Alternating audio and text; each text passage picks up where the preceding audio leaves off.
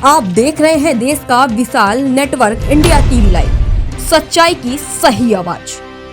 રામનવમીના પાવન પર્વ નિમિત્તે શોભાયાત્રા નીકળી મહેસાણાના પરા વિસ્તારમાં ધામધૂમથી ભગવાન શ્રી રામની શોભાયાત્રા નીકળી। મહેસાણાના પરા વિસ્તારમાં રામ મંદિરથી રામજી કી નીકળી સવારીના યશોગાન સાથે મર્યાદા પુરુષોત્તમ ભગવાન શ્રી રામની શોભાયાત્રાને સાધુ સંતો અને રામ ભક્તોના સાનિધ્ય વચ્ચે લીલી ઝંડી આપી શોભાયાત્રાનું પ્રસ્થાન કરાવવામાં આવ્યું હતું। શોભાયાત્રાના પ્રસ્થાન પ્રસંગે જય શ્રી રામના નારા સાથે જયઘોષ ગુંજી ઉઠ્યા હતા। આ શોભાયાત્રા ગજરાજ અને ઘોડાબગ્ગી રથ સાથે વિશાળ જનમેદનીના સાનિધ્યમાં અબીલ ગુલાલની ઉડતી છોડોમાં રામલલ્લાની રામલીલા જોવા શહેરીજનો અને આસપાસના ગ્રામ્ય વિસ્તારના દર્શનાર્થીઓ મોટી સંખ્યામાં ઉમટી પડ્યા હતા। આ શોભાયાત્રામાં રામાયણના અદ્ભુત પાત્રોની ઝાંકી પણ જોવા મળી હતી। શહેરના મુખ્ય માર્ગ પર પાણીની પરબ છાસના સ્ટોલ મૂકી દાતાઓએ સેવા બજાવી હતી। સુલે શાંતિ અને બંદોબસ્ત સાથે પોલીસ નજરની ચાપતી નજર સાથે શોભાયાત્રાનો નયનરમ્ય નજારો જોવા મળ્યો હતો। આ શોભાયાત્રા મહેસાણા શહેરના મુખ્ય માર્ગ તોરણવાડી માતા ચોક ફુવારા ગોપીનાળા થઈ રાધનપુર ચોકડી થઈ મહેસાણા હાઈવે મોઢેરા ચોકડી પહોંચી ભમરિયા નાળા થઈ શહેરના રાજમાર્ગ થઈને નિજ મંદિર સ્થાને શોભાયાત્રા વિરામ પામી હતી। Reporter Mahesh Goswami, India TV live, Mehsana. હું છું Mahesh Goswami, India TV live, Mehsana. આજે મહેસાણામાં ભવ્ય રથયાત્રાનું આયોજન થઈ રહ્યું છે। ભગવાન શ્રી રામચંદ્ર ભગવાનની રથયાત્રા નિમિત્તે આજે બધા મળ્યા છીએ। તો આજે આપણે વાત કરીએ આપણા હિતુભાઈ સાથે કે આપણને વિગત થોડી જણાવે।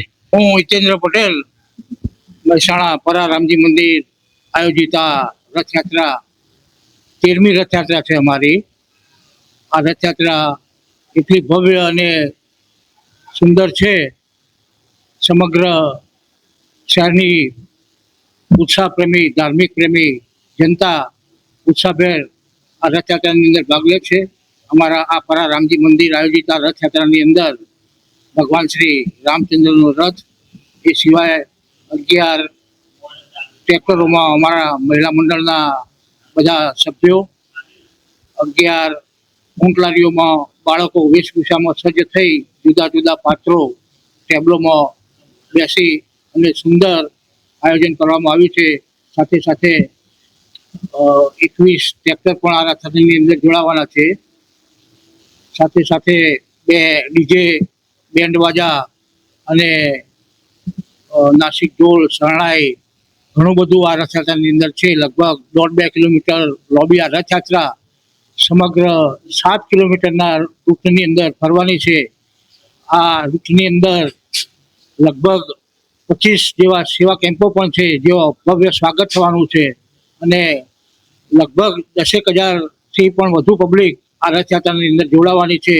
સમગ્ર રૂટની દરમિયાન લોકો ઉત્સાહભેર ભાગ લે છે, ભગવાન શ્રી રામચંદ્રજીના દર્શન કરે છે અને આ અનેરો લાવો આ ચૂકતા નથી એવી આ રથયાત્રા આજે અમારી આ 13મી રથયાત્રા પરા વિસ્તારથી અંદર બપોરે 1 વાગે પ્રસ્થાન થવાની છે।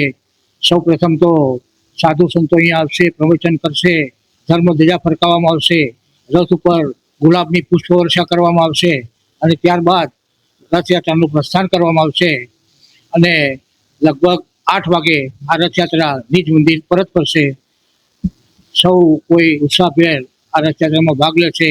આપણી સનાતન હિન્દુ ધાર્મિક સંસ્कृतिનું આ जतन આપણે કરી રહ્યા છીએ।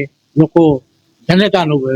देश और प्रदेश की खबरों के लिए अभी सब्सक्राइब कीजिए इंडिया टीवी लाइव, साथ ही बेल आइकन को दबाना बिल्कुल ना भूलें, जिससे सबसे पहले खबर आप तक पहुंच सके।